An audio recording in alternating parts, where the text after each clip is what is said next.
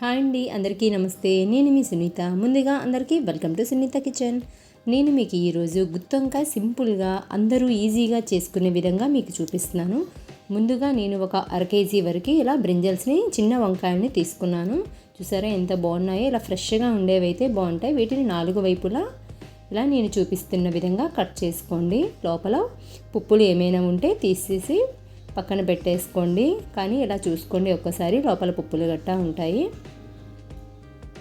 సరే, ఎంత ఫ్రెష్గా ఉన్నాయి కదా. ఇలా ఫ్రెష్గా ఉండే వాటితో చేసుకుంటే మనకి కర్రీ కూడా చాలా టేస్టీగా ఉంటుందండి. ఇలా ఈ షేప్లో ఉండేవైతే తీసేసుకోండి. దీనిని ఇలా 4 వైపులా కట్ చేసేసుకోండి. ఇట్లా వీటిని సాల్ట్ వాటర్లో వేసి ఉంచుకోండి. అలా అయితే బ్లాక్ అవ్వవు. లేకపోతే బ్లాక్ అయిపోతే ఎంత సాల్ట్ వాటర్లో వేసినా సరే లైట్గా అయినా మనకి బ్లాకిష్ వస్తుందండి. అందుకే సాల్ట్ వాటర్ వేసుకుంటే మొత్తం బ్లాక్ అవ్వకుండా ఉంటాయి. ఇవి ఒక 1/2 కిలో వరకు నేను తీసుకున్నాను. ఇప్పుడు దీనికోసం ఒక మసాలా ప్రిపేర్ చేసుకుందాం. సింపుల్గా అయిపోతుందండి. ఎక్కువ ఇంగ్రీడియంట్స్ ఏమీ ఉండవు. దీనికోసం మనం ఆనియన్స్ ఒక 2 తీసుకోండి. అలాగే టమాటా ఒక 2 తీసుకోండి. రెడ్ చిల్లీ ఒక 2, చూసారా లవంగా, దాల్చిన చెక్క, ఇలాచి 2 చొప్పున తీసేసుకోండి.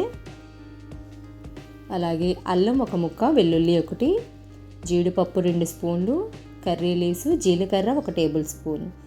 వీటి అన్నింటినీ మనం ఏం చేయాలంటే ఒక మిక్సీ జార్లో ఫైన్ పేస్ట్ లాగా చేసేసుకుందాం. ఫైన్ పేస్ట్ చేసుకున్న తర్వాత మనం స్టవ్ పైన ఒక కళాయి పెట్టేసుకొని ఆయిల్ ఒక 5 టేబుల్ స్పూన్స్ వరకు వేసేసుకోండి. ఇప్పుడు ఇందులో మనం ముందుగా బ్రింజల్స్ని వాటర్లో వేసి ఉంచుకున్నాం కదండి. వాటిని వాటర్ బాగా వడకట్టేసుకొని మనం ఇందులో వేసి మంచిగా వేగిచ్చేసుకోవాలి. ఇప్పుడు ఇందులో కొద్దిగా జీలకర్ర వేసుకోండి, 1 టేబుల్ స్పూన్. ఆయిల్లో జీలకర్ర వేగితే చాలా టేస్టీగా ఉంటుంది. ఎక్కువ ఇంగ్రీడియంట్స్ ఏమీ లేవండి. రాని వాళ్ళు కూడా ఈజీగా ప్రిపేర్ చేసేసుకోవచ్చు. తొందరగా అయిపోతుందండి ఈ కర్రీ, ఒక 15 మినిట్స్లో. ఇలా జీలకర్ర వేసుకున్న తర్వాత దీనిని లైట్గా ఫ్రై చేసేసుకోండి.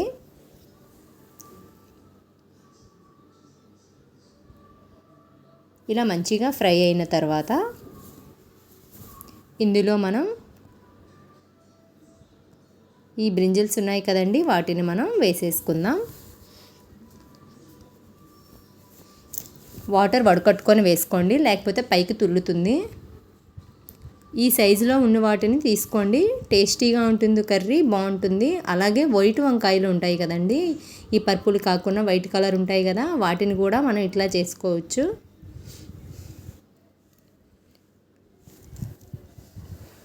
మనం లోపల కూడా ఈ పేస్ట్ని మనం పెట్టి చేసుకోవచ్చండి. ఇలా సింపుల్గా తొందరగా అయిపోతుంది, టైం టేకన్ లేకుండా. ఇప్పుడు దీనిపైన లైట్గా సాల్ట్ వేసుకుందాం, తొందరగా మగ్గిపోతాయి. అలాగే చిన్న పసుపు కూడా వేసుకుందాం, ఒక చిటికెడు.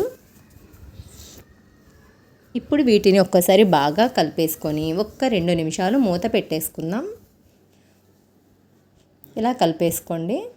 మనం వేసిన సాల్ట్, పసుపు వీటికి కూడా కొద్దిగా పడుతుంది. ఒక 2 నిమిషాలు మూత పెట్టుకోండి. ఒకవైపు బాగా మగ్గిన తర్వాత రెండో వైపుకి మనం తిప్పేసుకుందాం. మంచిగా కుక్ అవ్వాలండి, లోపల పచ్చివాసన మొత్తం పోవాలి. ఇలా మూత వేసుకోండి ఒక 2 నిమిషాలు. ఒక 2 మినిట్స్ తర్వాత మూత తీసి చూద్దాం. చూసారా, చాలా వరకు కలర్ చేంజ్ అయిపోయాయి కదా. ఇప్పుడు మళ్ళీ ఒక్కసారి ఇలా తిప్పేసుకొని మన వంకాయలన్నీ మంచిగా మగ్గే వరకు వాటిని ఉంచేసుకుందాం. అందులో వాటర్ కంటెంట్ అంతా పోయింది, చూసారా, మనకు ఆయిల్ మొత్తం తేలుతుంది. గుత్తు వంకాయకి కొద్దిగా ఆయిల్ పడుతుందండి, అలా అయితేనే టేస్ట్ ఉంటుంది, లేకపోతే పచ్చి పచ్చిగా ఉంటుంది, అంత టేస్టీగా రాదు. ఇప్పుడు ఇలా తిప్పేసుకున్న తర్వాత మళ్ళీ ఇంకొక 2 మినిట్స్ మూత పెట్టేసుకుందాం. ఇంకొక 2 మినిట్స్ తర్వాత మళ్ళీ మనం క్యాప్ తీసి చూద్దాం. చూసారా, మన వంకాయలు ఎంత మంచిగా ఫ్రై అయ్యాయో. ఒక 60-70% ఉడికిపోవాలండి.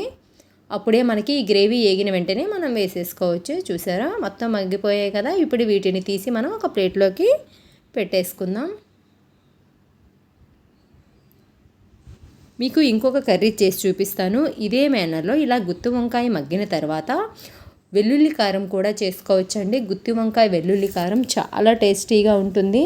నెక్స్ట్ వీడియోలో మీకు అది కూడా చూపిస్తాను. ఇది గుత్తి వంకాయ మసాలా కర్రీ కాబట్టి ఈ ప్రాసెస్ చేస్తున్నాను. వెల్లుల్లి కారం కూడా ఇంతవరకు సేమ్ ప్రాసెస్ అండి. నెక్స్ట్ ఆ మసాలా వేరే ఉంటుంది, అది కూడా మీకు చేసి చూపిస్తాను.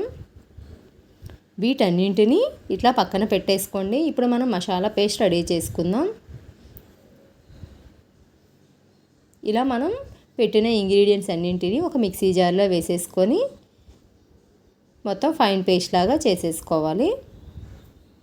మన ఛానల్ని ఇంతవరకు ఎవరైనా సబ్స్క్రైబ్ చేసుకోకపోతే సబ్స్క్రైబ్ చేసుకోండి, లైక్ చేసి షేర్ కూడా చేయండి. పక్కనే ఉన్న బెల్ బటన్ ప్రెస్ చేసుకోండి. ఎందుకంటే నేను ఏ వీడియో పెట్టినా మొదటిలో మీకే వస్తుందండి నోటిఫికేషన్ అది.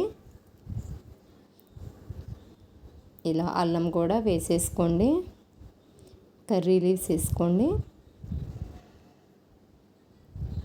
అలాగే మసాలా దినుసులు,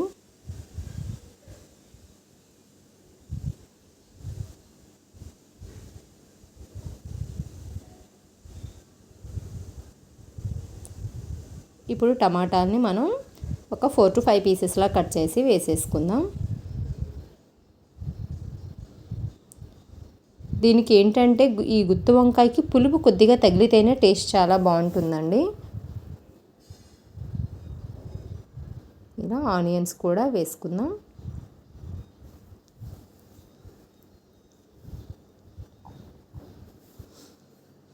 మీకు ఏమైనా రెసిపీస్ కావాలంటే నాకు కామెంట్ చేయండి, నేను తప్పకుండా చేసి మీకు వీడియో అది పెడతాను.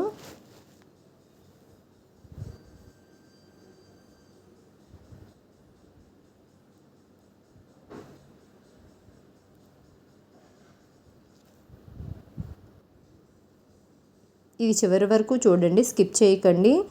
ఈజీగా చేసుకోవచ్చు, వంట రాని వాళ్ళు కూడా ఇలా వీడియో చూసి మీరు ఈజీగా ప్రిపేర్ చేసేసుకోవచ్చు. చాలా టేస్టీగా ఉంటుందండి. ఇప్పుడు ఈ మసాలా దీంట్లో మనం పసుపు వేసుకోండి, ఒక 1 టేబుల్ స్పూన్ వరకు. అలాగే రెడ్ చిల్లీ పౌడర్ కూడా ఒక 2 to 3 టేబుల్ స్పూన్స్ వరకు యాడ్ చేసుకోండి, మీ స్పైసీ బట్టి. గుత్తి వంకాయ కొద్దిగా కారం ఉంటేనే టేస్టీగా ఉంటుంది. నేను ఒక 3 టేబుల్ స్పూన్స్ వరకు యాడ్ చేసుకుంటున్నాను. ఇప్పుడు సాల్ట్ కూడా యాడ్ చేసుకోండి, 1 టేబుల్ స్పూన్ రుచికి సరిపడా. ఇప్పుడు వీటన్నింటినీ ఫైన్ పేస్ట్ లాగా చేసేసుకుందాం. కావాలంటే లైట్గా 1 స్పూన్ వాటర్ వేసుకోండి, 1 టేబుల్ స్పూన్ వాటర్ వేసుకొని దీన్ని ఫైన్ పేస్ట్ లాగా చేసేసుకుందాం. చూసారా, ఇలా చేసేసుకోండి. ఇప్పుడు మనం ముందుగా ఆయిల్లో వంకాయలు మగ్గించాం కదండి, అదే ఆయిల్లో మనం ఒక ఆనియన్ చిన్న చిన్న ముక్కలుగా కట్ చేసుకొని వేసుకోండి. మనకి మధ్య మధ్యలో ఆనియన్ పీసెస్ తగిలితే చాలా టేస్టీగా ఉంటుంది. ఇలా ఒక ఆనియన్ ఇట్లా ముక్కలు చేసేసి వేసుకోండి. మనం ముందుగా 2 ఆనియన్స్ పేస్ట్ చేసుకున్నాము, ఒక ఆనియన్ ఇందులో వేసుకోండి. గ్రేవీ కూడా ఎక్కువగా వస్తుంది, టేస్ట్ బాగుంటుంది. కర్రీ లీవ్స్ కూడా ఇట్లా యాడ్ చేసుకోండి. ఇది మనకి రైస్, రోటీ, చపాతీ దేనితోనైనా చాలా బాగుంటుందండి. ఇప్పుడు దీన్ని మంచిగా ఫ్రై చేసేసుకుందాం.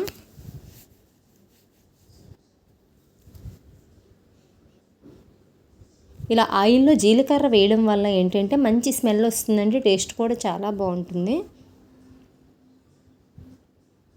ఇలా మంచిగా ఫ్రై అవ్వాలి. 2 మినిట్స్ మూత పెట్టుకోండి, మన ఆనియన్స్ మంచిగా మగ్గిపోతాయి. ఒకసారి క్యాప్ తీసి చూడండి. చూసారా, చాలా వరకు మన ఆనియన్స్ మగ్గిపోయాయి కదా. ఇప్పుడు మనం ముందుగా రెడీ చేసి పెట్టుకున్నాం కదండి మసాలా పేస్ట్, ఆ పేస్ట్ని ఇందులో యాడ్ చేసేసుకుందాం.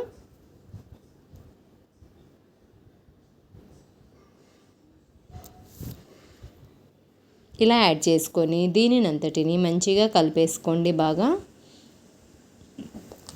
మనం ఆల్ ఇంగ్రీడియంట్స్ మనం మసాలా పేస్ట్లోనే వేసేసాం కాబట్టి మనం ఇప్పుడు ఏమీ వేయవలసిన అవసరం ఉండదు. ఒకవేళ సాల్ట్ సరిపోకపోతే తర్వాత చూసి వేసేసుకోవాలి. ఇప్పుడు దీనిని మంచిగా మొత్తం బాగా ఆయిల్ మొత్తం తేలే వరకు దీనిని మనం ఉడికించుకోవాలి. ఎంత బాగా ఎగితే టేస్ట్ అంత బాగుంటుంది. చూసారా, చాలా వరకు ఆయిల్ పైకి వచ్చింది కదండి. ఇంకొక 5 మినిట్స్ కూడా మనం మగ్గిచ్చేసుకుందాం.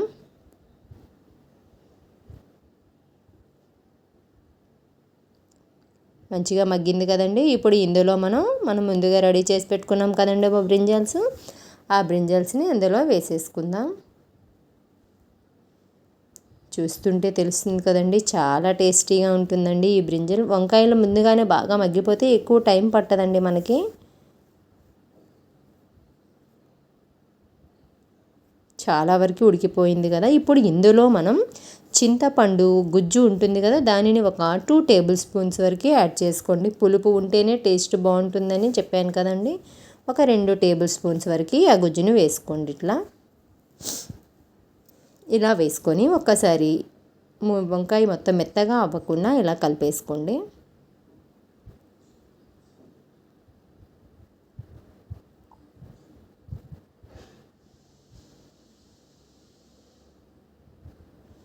ఇలా కలిపేసుకున్న తర్వాత మనం ఒక 5 మినిట్స్ వరకు సిమ్లో మూత పెట్టేసుకొని ఉంచుకుంటే మనకి గుత్తు వంకాయ మసాలా కర్రీ రెడీ అయిపోతుందండి. చూస్తుంటే చాలా యమ్మీగా ఉంది కదా, టేస్ట్ కూడా చాలా బాగుంటుంది. రోటీతో కూడా చాలా బాగుంటుందండి ఈ కర్రీ. ఒకసారి ట్రై చేసి చూడండి. మనం మూత పెట్టేసుకుందాం. ఒక 5 మినిట్స్ తర్వాత మూత తీసి చూద్దాం. చూసారా, ఆయిల్ మొత్తం మంచిగా పైకి వచ్చేసింది, అంటే మన కర్రీ రెడీ అయిపోయిందన్నమాట.